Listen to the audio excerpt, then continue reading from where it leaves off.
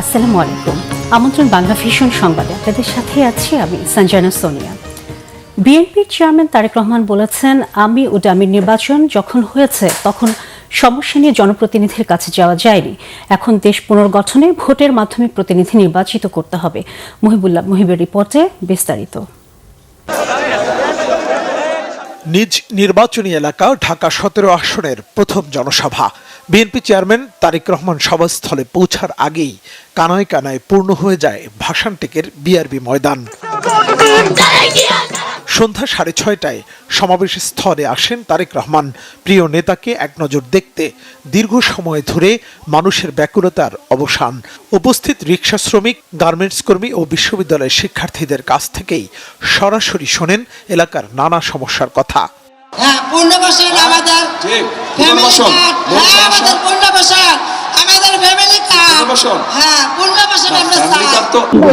আমি ছোটকালে দেখেছি।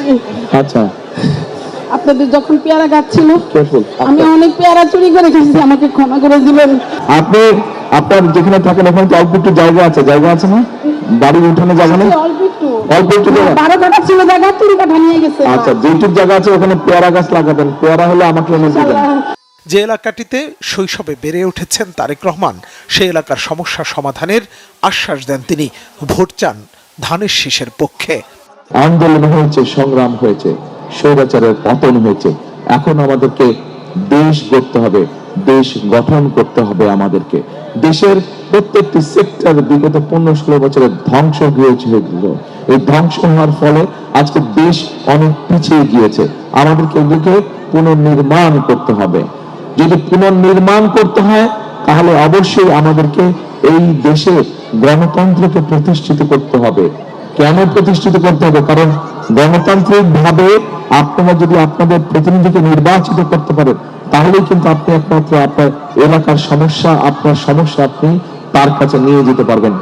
এ সময় নিজের পরিকল্পনার কথা জানিয়ে তারেক রহমান বলেন, কৃষকের জন্য বিশেষ কার্ড, ঋণের ব্যবস্থা করে কৃষির উন্নয়নে কাজ করবে বিএনপি। নারীদের জন্য কর্মসংস্থান সৃষ্টি, তাদের জন্য ফ্যামিলি কার্ডের ব্যবস্থা করা সহ নারীর ক্ষমতায়নে বিএনপি ক্ষমতায় গেলে কাজ করবে বলেও জানান বিএনপি চেয়ারম্যান। আমাদেরকে নিশ্চিত করতে হবে যাতে মানুষ ভোট দিতে পারে এবং ভোট দিয়ে তার নিজের প্রতিনিধিকে নির্বাচিত করতে পারে। শুধু জাতীয় সংসদ নির্বাচন নয়, একই সাথে জাতীয় সংসদ নির্বাচনে যেমন ভোট দিয়ে জনপ্রতিনিধি নির্বাচিত করতে হবে, ঠিক আমাদেরকে একইভাবে সেটি পৌরসভা হোক, উপজেলা হোক, ইউনিয়ন পরিষদ হোক, সব জায়গায় জনপ্রতিনিধি অর্থাৎ জবাবদিহিতা থাকতে হবে। অর্থাৎ জনগণ কি চায়, যারা জনপ্রতিনিধি হবে তাদের অবশ্যই জানতে হবে জনগণের সমস্যা কি। করব কাজ, গড়ব দেশ, সবার আগে বাংলাদেশ, এই শপথ নেয়ার আহ্বান জানিয়ে তিনি বলেন, ধানের শীষকে যতবার জনগণ নির্বাচিত করেছে ততবার উন্নতি হয়েছে মানুষের। পরিকল্পনা বাস্তবায়ন করতে হলে সারা দেশে ধানের শীষকে বিজয়ী করার আহ্বান জানান বিএনপি চেয়ারম্যান তারেক রহমান। সকলে ভালো থাকবেন, ইনশাআল্লাহ সকলে সুস্থ থাকবেন। আপনাদের সাথে মুহিব, বাংলা ভিশন, ঢাকা। শহীদ রাষ্ট্রপতি জিয়াউর রহমান ও প্রয়াত প্রধানমন্ত্রী বেগম খালেদা জিয়ার ছোট ছেলে আরাফাত রহমান কোকোর 11তম মৃত্যুবার্ষিকী আজ। 2015 সালের এই দিনে কুয়ালালামপুরে মারা যান তিনি। কোকোর মৃত্যুবার্ষিকীতে সকালে বনানীতে তার কবরে শ্রদ্ধা জানিয়েছেন সিনিয়র যুগ্ম মহাসচিব রুহুল কবির রিজভী সহ বিএনপির নেতৃবৃন্দ। তারা প্রয়াত কোকোর রুহের মাগফিরাত কামনা করে দোয়া করেন। এ উপলক্ষে আজ নয়াপল্টনে বিএনপির দলীয় কার্যালয়ে এবং গুলশানে বিএনপি চেয়ারপারসনের কার্যালয়ে মিলাদ অনুষ্ঠিত হবে। আরাফাত রহমান কোকোর জন্ম 1969 সালের 12ই আগস্ট। ফ্যাসিস্ট শেখ হাসিনার আমলে বিএনপির চরম দুঃসময়ে তিনি মৃত্যুবরণ করেন। ছোট ছেলে কোকোর মৃত্যুতে চরমভাবে ভেঙে পড়েছিলেন বেগম খালেদা জিয়া। তারেক রহমান সে সময় লন্ডনে নির্বাসিত ছিলেন। গত ডিসেম্বরে দেশে ফেরার পর তিনি প্রথমবারের মতো ছোট ভাইয়ের কবর জিয়ারত করার সুযোগ পান। জামায়াতে ইসলামীর আমির ডাক্তার শফিকুর রহমান বলেছেন, শহীদ আবু সাইদ এবং তার সঙ্গীরা জীবন দিয়ে যে দায়িত্ব রেখে গিয়েছেন সেই আমানত রক্ষার জন্য তার দল লড়ে যাবে।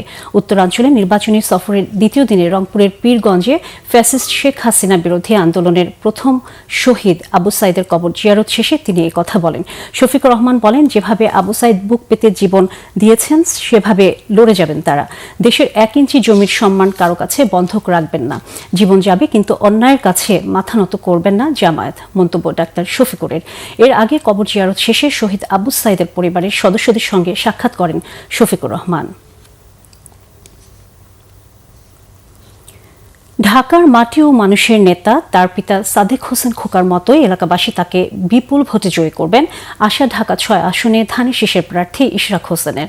গতকাল নির্বাচনী প্রচারণার অংশ নিয়ে বংশালের ৩৪ নম্বর ওয়ার্ডের এক পথসভায় তিনি এসব কথা বলেন।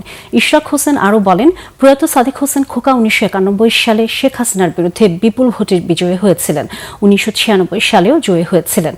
ঠিক তেমনি এবার এই এলাকার মানুষ বাবার মতো তাকে বিজয়ী করবেন।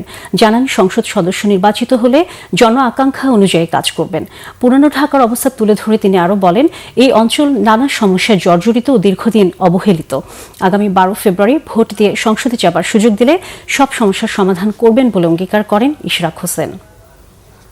এই ছিল এখনকার মতো। পরের সংবাদ বেলা ১২টায় দেখার আমন্ত্রণ রইল। ধন্যবাদ সবাইকে।